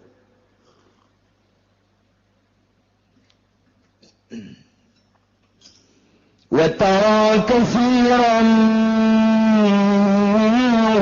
يسارعون في الكفر والعدوان وأكلهم السحت Muhammad anjeun bakal ningali kasiron lolobana minhum ti Yahudi mayoritas jelema nu beragama Yahudi anu kalalapir bakal neuleuh anjeun teh yusari'una fil ismi nyana teh bakal gagancangan ngalaksanakeun dosa ya kauna sarian fil ismi lamun aya dosa juru kudu pangheulana bae embungeun pandeuri. Nomor kedua wal udwan yana fil ismi mah dosa teh buhang bohong terutama omongan mah kieu tapi ditukangkeun mah lain. Dosa jeung sajabana kunyana teh dipigawe pangheulana wal udwan jeung zalim berbagai permaksiatan. Padahal mah ismi teh geus mencakup kana udwan jeung aklihimus suhat cek ahli. Naon kitu bayan mah. Ismi teh geus terkandung di jelona ieu adalah kidib. Ismi teh di jerona geus terkandung udwan. Ismi teh di jerona geus terkandung aklihimus suhat ngadahar barang haram. Ismi teh mencakup kana bil ma'asi, mencakup kana maksiat-maksiat wa dzunub jeung berbagai dosa-dosa. Tapi di dia dijelaskan deui berarti ya ta'atul khos alam nu mantak dicaritakeun lantaran pohara jasa kalakuan Yahudi model ieuna. Mana hiji Yahudi mah omonganana lain deui per menit lain deui isu kieu sore kitu di hareupeun mah kieu disatukankeun melain eta Yahudi madak cekolot baheula mah Yahudi mah okos keuyeub di mana-mana keuyeub cicing waduh nya mah ieu cacakipna ge kaluhur matana ge melotot tapi mun toel de lempangna mundur eta keuyeub nu matak Yahudi nu aya di urang eta adalah keuyeub Keyup teh kos kitu teh. Ismi bohong. 2 wal udwan selalu zalim aniaya. Ya kiai dianiaya, aya ustad dianiaya, aya pemerintah anu jujur jeung adil dianiaya, aya pedagang anu bagus jujur jeung adil dianiaya bae. Iyalah karakter-karakter Yahudi teh nya nama teu resepeun aya kedamaian teh hayangna riweuh bae eta lah Yahudi. Nah ieu Amerika Yahudi kos tidak senang melihat negara damai. Teresepeun neuli jelema damai. Nya nama hayangna kalut bae. Dibuatlah fitnah Ahmadiyah, dibuatlah fitnah. Wah, bermacam-macam. Nyeun tandingan. Ieu Yahudi teh kos kitu teresepeun aya damai. Nya nama teresepeun aya pangajian kieu teh damai amat cenah teh ngararaji. Datang diuk ngopi ngaroko balanja balik pan damai teh nu kos kitu ngaranna teh. Waduh, teresepeun Yahudi teh kos kitu teh teresepeun biasanya nama tah nyieun akses nyieun nya nama bangsa nu teu pidamieun tanu mantap geus bae di akhir zaman mah urang ngaberesan diri urang bae tentremkeun diri urang ibadah ka Gusti Allah Subhanahu wa taala lantaran di jerona teu aya nu kaluar tina kitu pembuatan maranehanana nu dibuat kieu politikna kieu ekonomi geus ancur-ancuran geus urang pula pilih bae salametkeun jamual kebal ieu hirup teh moal kebal ieu ngaha naon kitu ngaranna kitu ngahareukeun instruksi ti raja mah urang teh ieu hayang bener hese geus bae urang bae ngabebener tinggal bari ngadoa doakeun ieu nu keur ngaleumpangkeun roda politik mudah-mudahan rada bener. Ai bener jasa mah jamual rada bener bae. Bener jasa mah jamual rada bener. Cak camat sial ngeureunana. Cak bupati emang moal ben moal we kajian kumaha. Moal cak ulah moal mah imah rada dong rada. Sebab naon atuh itu informasi di luhurna. Ai baheula mah nu mantak aya satpam teh aja ngajagaan pamalingan. Ai kuari mah nu malingna satpam. Dek bener kumaha atuh.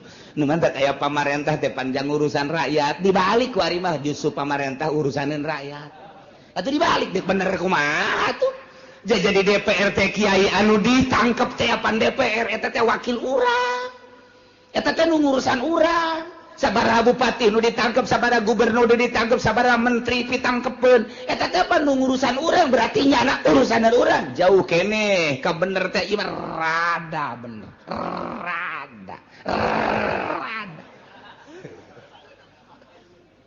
hese bener geus urang ngadagoan rada bener urang yuk urang ngabebener babarengan urangna rakyat nu bener bari ngadoakeun ka pamarentah supaya bener lantaran ieu nagara urang kabehan tanggung jawab urang kabehan kitu kene agama tanggung jawab urang kabehan baik individu urang sorangan maupun ieu teh kabehan pamajikan urang anak urang rapihan tetangga urang daek jeung teu daekna mah teu sabodonyana teh mah Allah nu mere hidayah.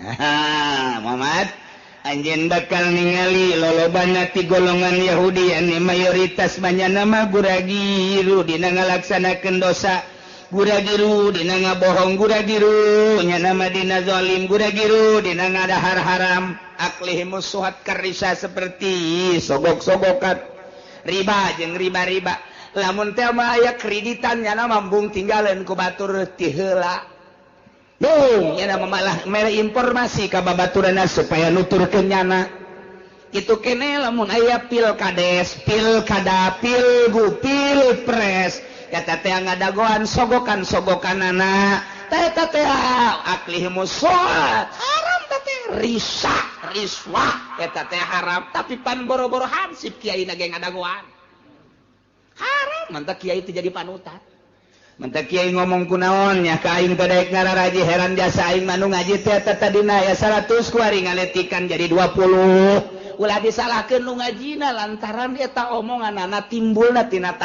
tanaganya na meunang nyogok aya atut liwatnya na nyokot eta ayo sia kiai kamari dibere 100.000 kan ngaku sia rukun wudu sia moal laku kajen ku tetep ceuli aing datang ka laku bae aing mah percaya jasa ka Al-Qur'anul Karim percaya jasa kaucapan Kangjeng Nabi Muhammad sallallahu alaihi, percaya jasa kaucapan-ucapan para supi-supi. Lamun dateng sia ngadahar sogokan kos kitu. Nu 3 juta aya kan? Aya nu 3 juta. Anu sabaraha juta deui? Sia meureun diberena. Ya Allah ya Rabbi. Nah, dahar ku sia. Ucapkeun ku sia rukun wudu, tek datang ka laku bae. Cenah udang-udangna gede. 5 make udang-udang sia. Ayo tumpukeun cenah geus kolot, jenggotan jeung geus huisan, moal laku sia gajen kuku paling disengseuikeun sia. Naon sababna? Ieu energina tina tanaga hasil daripada ristah wa aklihumus swat, bejakeun ka kiai nu make udang-udang. Ya, kitu kitabna beus teu percaya. Wa aklihumus swat, Yahudi nu gegeuraan ngadahar barang sogokan. Rukun wudu cenah teu laku bongan sia. Bongan sia baheula mah kiai teh cara ricing we diondang kiai kalimah kula pangmagahankeun ngaji hayang nyaho rukun wudu. Pohara jasa ta kiai. Boga mustika ti Kangjeng Nabi rukun wudu jeung rukun salat dipake kahayang ku tatangga. Panggil deui ka ditu 2an 3an ge kiai pangmagahankeun kula, berarti energina luar biasa. Ieu mah deuk bae urang deuk ngayakeun pangajian teh. Saha nu ngajina kian? Sanu gajina kiaian. Esuk wae gitu. Am sakitu hebatna ngomongna, lain ngomongna. Kunaon? Kamari hadir. Di di lapangan nya nu ceramahna.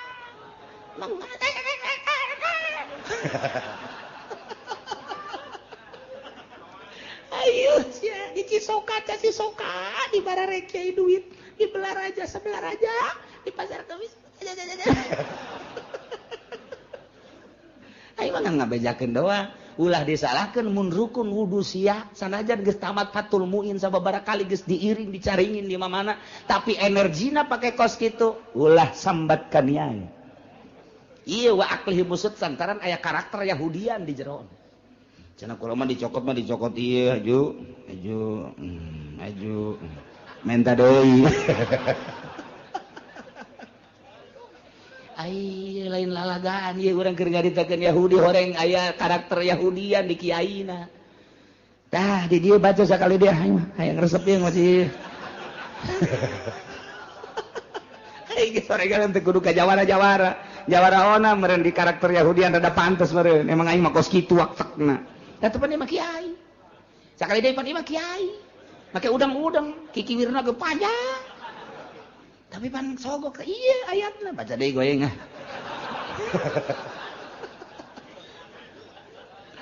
Besican kabacaeun deui ku kiai atuh magaring nu kamari mah teh aya gori hadir sia nyawan we teh kiai jeuna. Lain nyawan we aing nanyakeun saha kiai nu hadir kiai anu tikukun aya anu. Aja di pasar Kemis aya kiai anu ceramahna saha si anu. Didukung ku saha ku kiai anu. Deulekeun sia. Gerak ngaji sia jeung masyarakat. Masa depan sia suram sia. Parukunan sia moal laku sia ka jeung goku mah ge. Sakitu bae eta mah diancamna lain ku aing Al-Qur'anul Karim ngancam baca deui going. Wa tara Aduh lo bagi ti Cisoka yang ngararaji kamari dibere duit. Sia jajagan atuh ieu mah jeung kiai batuh ka dieu aya loba mah. Duh masya Allah. Inggis lain masalah ilmiahna apikna. Baheula mah boro-boro disogok aya tek bae nu ekah embungeun ngadaharna kunaon can bisa ilmuna. Baheula korban teh set embung kurang can bisa ieu narimana ilmuna beusi salah ieu teh pan ibadah lain daging sambarangan. Ku ari mah pan kiai ngatuh. Ceker ka ditu. Ka ditu tanduk. Kulit babagi ka ditu. Dagingna ka imah.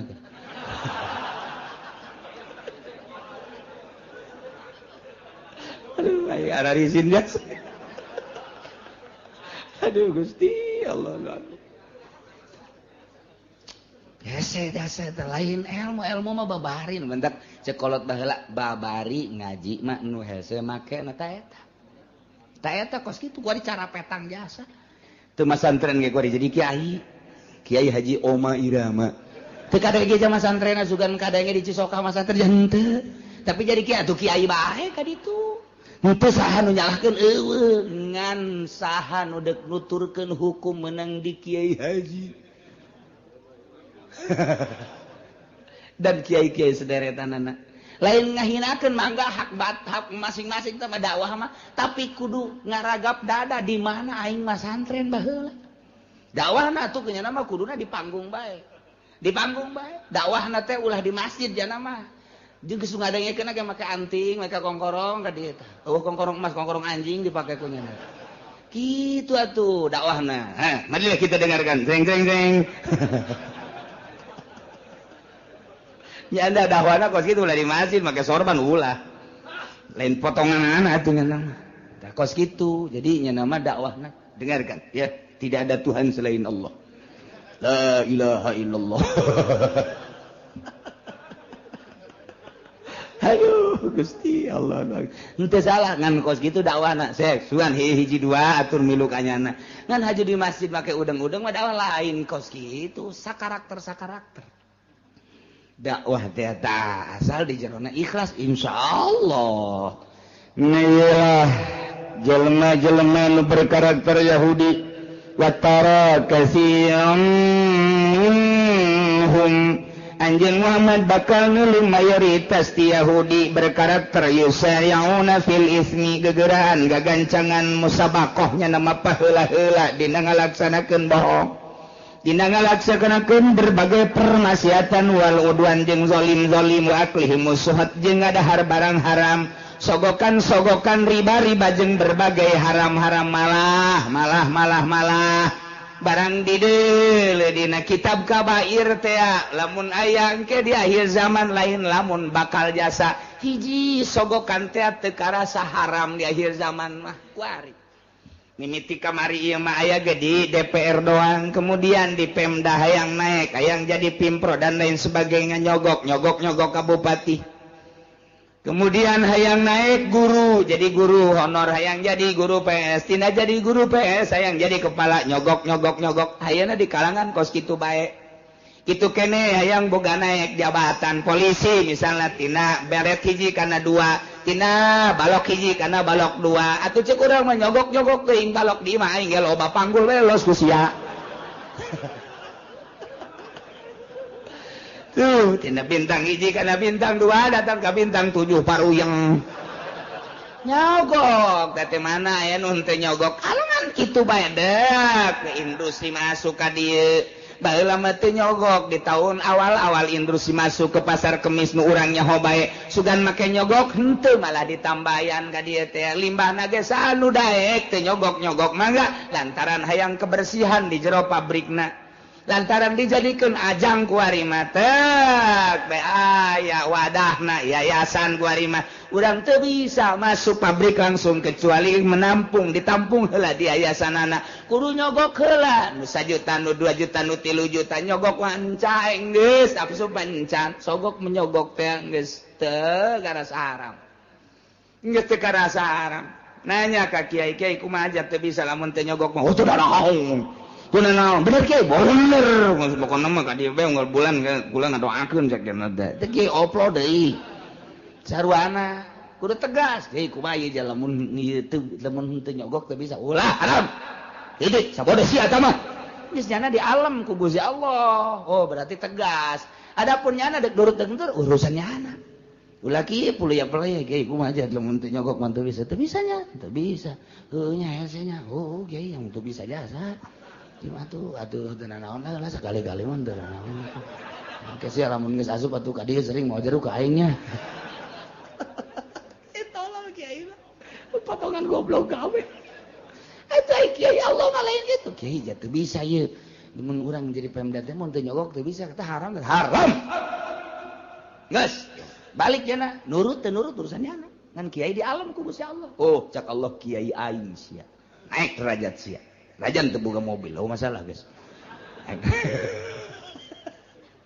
Masya Allah Karim di akhir zaman teh bakal sogok menyogok teh rakyat kabehan kuari jadi lurah na nyogok rakyat tadi sogok kabeh kan baheula mah tek dek pilkada dek naon gitu ngajadikeun bupati teh hanya dewan doang kumpulkeun aya sabaraha kursi ya di urang teh aya 50 kursi beli 30 geus mayoritas suara geus kajen mah ka neraka emang rombongan neraka ieu teh mah kata tapi rakyat bapak henteu kasogok-sogok tapi ketika drek dibuka otonomi daerah pilih langsung ku masyarakat masyarakatna dibelian geus aya tanda tangan malah set luar biasa aya sabaraha persen kiai anu teu narima sogokan aya sabaraha persen tokoh masyarakat nu teu narima sogokan aya sabaraha persen pemuda nu teu narima sogokan eta lah nu ahli Allahna anu surga anu mempertahankeun kajeun aing mah henteu ngarokok ge nu penting mah aing mah cak Allah bae aya sabaraha persen nu kos kituna sadesa coba hayu masyarakat geus disogok kabeh riba kabeh aya sabaraha persen nu teu ngridit kagincu-gincu ngridit kabeh ngridit nah ieu engke lamun ngridit bakal dibere azabna 3 rupa hiji bangkong bakalna bangkong loba sekos zaman Kangjeng Nabi Musa alaihissalam nomor kadua cacing ke singkarayap nomor katilu hileud ku ari di Jawa Timur hileud 3 kecamatan Ambalaya hileud riba teh riba jeung sogok nomor kaopat opat perkara ieu keong bakal keong mah geus loba di Karawang baheula di Bandung di Garut di Tasikmalaya asal geus Ambalaya riba jeung sogok 4 perkara hiji kodok nomor kadua cacing nomor katilu hileud nomor kaopatna keong tah ulang-ulang mah deuk nanya bae ka urang Cikupa hayang nu mana hayang nu mana eta siksa Inggris jasa di zaman Kangjeng Nabi Musa mah dibukakeun wadah sangu. Bangkong urang asup ka kamar teh anggal segala rupa piinu ku bangkong kamar asal di kaluar-luarkeun timbul di bangkong hese teu bisa sare di kursi bangkong di mana bangkong bae ieu keur masak ngagolotrok bangkong di dinya masyaallah aya geus azab mah kos kitu iki cacing tah kuari coba eta di Jawa Timur ya Allah ya Rabbi hileud garayap di kaluarkeun hileud deui beak daun-daunan beak tatangkalan ka imah-imah geus sabaraha poe teu bari sasare nyilip sare ge moal bisa ku kitu ya mah jak kudu tobat ka Gusti Allah Subhanahu wa taala geus dimimitian ku tsunami Aceh urang teh kemudian ku bitu gunung ku gempa daerah berdaerah kemudian di Jepang anu luar biasa diurang saeutik deui hampir jasa ieu nu mantap kudu loba istighfar ieu Banten teh keur diancam bae ku Gusti Allah ulah beusingan ngomong leuwih teuing ieu teh rempan jasa ieu Banten teh hiji Merapi kadua ieu aya goncangan naudzubillah min dzalik wa min zalik begitu diteropong iyalah 2 sogok dan kredit geus Ambalaya persentasina teh geus meludak anu luar biasa mantak lobakeun maca eta teh la ilaha illa anta subhanaka inni kuntu minaz zalimin fastajabna lahu wa najainahu minal ghammi wa kadzalika nunjil mukminin eta bae dikembangkeun ku urang terus beranjeun peuting ieu bahaya sesogok teh geus teu ngarasa haram riswah teh ar-rashi wal murtasi padahal ieu pinar nu nyogok jeung nu narima sogokan neraka pada jelas tapi kan kabehan ieu mah tuh tadi ge cek kula sabaraha kiai nu ngomong kula mah ulah dibere duit kos kitu takarak ditambahi doang mending mun gede cepet doang ya bae naon cepet Masya Allah Karim sabaraha ustad malah dikekentongan aku kiai ayo tanggung jawab mama tanggung jawab kayak di akhirat ku mama disafaatin lain safaatin ayo geus ku mama geus ulah ngadengekeun kiai kiai nu ngaharam-haramkeun jeung mamang ke ka neraka jahanam udah di akhirat di akhir zaman geus kos kieu nah nu riba geus teu didengekeun malah kiai nu nentang kana riba tidak ada riba tidak ada ieu mah hanya dimuajalkeun riba nu kumaha nu teu riba geus dibahas teh kos kitu teh muamalah riba tapi tetep bae kiai nu nentangna sabodo teh Nah iya di akhir zaman bakal ambalayah nu kos kitu engke diberena 4 perkara. Di samping nu tadi teh idza zulzilatil ardu zilzalaha digunjang ganjing tanah. Ieu kuat. Riba jeung riswah teh ambalayah bakalna zulzilatil ardu zilzalaha wa akhrajatil ardu athqalaha. Nah eta digunjang ganjing ku urang geus kadeuleu ku mata ieu geus kadeuleu jasa. Timimiti tsunami datang ka gunung datang ka goyang-goyangna sagala rupa geus tapi tetep bae urang teh ditegor ku Gusti Allah dinasehatan ku sungut mah geus teu bisa dinasehatan langsung ku gempa ku Gusti Allah tetep bae teu kanasehatan buang kawarah jasa. Pohara ieu antara sogok jeung riba teh pohara jasa. Masya Allah berarti ya ambisina geus ambisi duniawi kabeh. Mimiti kiai na geus puguh pejabat lama atuh geus tinggal digoyangkeun deui ku Gusti Allah. Ya cek Allah teh eta mah siksaeun aing. Sia ngarunya-ngarunya ka bapa sia ngarunya-ngarunya ka anak sia teh mah siksaeun aing cek Gusti Allah balikeun gebrek sekian ribu pae. Banjirkeun, tsunamikeun emang siksaeun aing cek Gusti Allah. Kajeun teh aya ahli aing hiji mah ku aing jadi salametkeun ieu tah mah dipilih engke ge kan kadeleuna doang ku mata.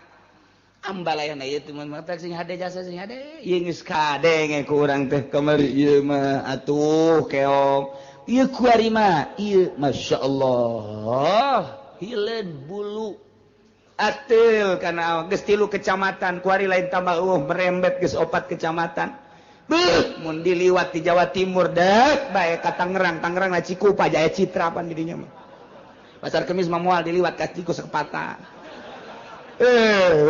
Aman Pasar Kemis sekali tukar aja tinggal Pasar Kemis dong sekaligus ke Jayapuri cenah didinya. Aduh Gusti naudzubillah min zalik wa min zalik la ilaha illallah hese jasa hanya beberapa gerintil tapi tetep bae aya bae nu tersentuh haram disalametkeun diri urang anak urang pamajikan urang eureunan urang ngeureudit. Salametkeun orang tidak sogok menyogok. Sabareurit sia ieu nek nyogotna. Beureut 200.000. Mah. Naik atuh 500. Mah. Naik atuh 1 juta. 1,5 juta lah. Tawar menawar Gusti Allah. Dan manda kurang ieu mah sakadar nyaritakeun. Sakadar nyaritakeun ti pemerintahan mah geus ti baheula sogok menyogok. Guru-guru geus ti baheula sogok menyogok teh nya. Kemudian lapangan kerja Tanjung Priuk dan lain sebagainya geus ti heula tah sogok menyogok teh limbah pabrik nu tadina digratiskeun lantaran ayeuna mah aya kamangpatan nu luar biasa sogok menyogok malah jadi huru-hara gede. Kuari mah nu endek asupna ge make sogok menyogok dek milih pemimpin ge sogok menyogok mana kuari nu aman tina sogok menyogok mana henteu aya nu kieu saurang bae lah aing mah geus mah seperti gitu disogok ya bawa baik ada itu kami 5 kolam aku mantep baik itu tawaran kredit ente mal sudah bagus aja lah bagus hampang tete ibadah ka Gusti Allah pasti jasa hampang aman tina sogokan aman tina kreditan eta karakter Yahudi teh kos kitu teh musabaqah gagancangan guru-guru dina ngalaksanakeun dosa zalim jeung ngadahar sogok-sogokan termasuk riba-riba lebih sama kanu ya malu yakin panggoreng-goreng na pagawean Yahudi nu dipigawe kunyana model tadi emang eueuh kiaian di Yahudi emang eueuh kiaian di Nasrani laula yanhaumur rabbaniyun wallahu a'lam shawab Allahumma ya qadiyal